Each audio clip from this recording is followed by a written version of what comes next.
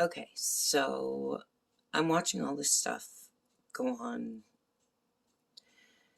about voting rights and laws in states. And I'm watching these black Republicans at CPAC. And Ben Carson actually believes that black families were better under slavery. That bothers me. I don't know how anybody, least of all a black man, can look at what happened and think that's okay, and think what's happening is okay. As a child, being born Canadian and then immigrated to the States and raised in the States until I came back at 18, gives me a unique perspective. Not only that, but growing up in the States, it allowed me the opportunity to travel to places I wouldn't have ever gotten to see. We went from one end of the Underground Railroad, started in Florida, and followed it. Like, we made so many places: North Carolina, South Carolina, Virginia, Ohio, New York, like places where people were hid in order to get across the border to Canada, because staying in the US still wasn't safe enough for a lot of them. And the ones that did stay in the US, even in the North, they were still captured and sold to the South, and different things happened. It was unreal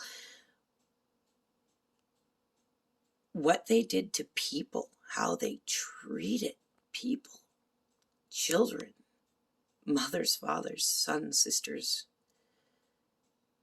The abuse, the degradation, the pain is, you can, when you go to these locations and you see where people hid, where people were hung, where they were chained up, sold, separated, beaten.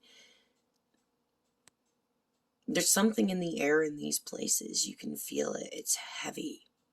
It's cold. It's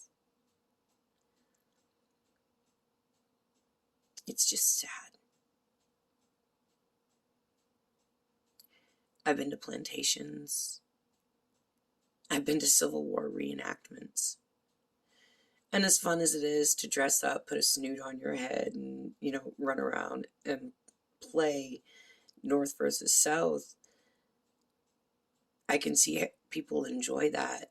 Stop and think, when you're going to these battle reenactments, about what exactly you're celebrating and why black people don't show up there. Ask yourself that. Really. If what we're doing is right, then why aren't these people showing up and taking part? Nobody stops to think that way. It's like when you get two parents in family court and they want to fight about them instead of doing what's best for their kid.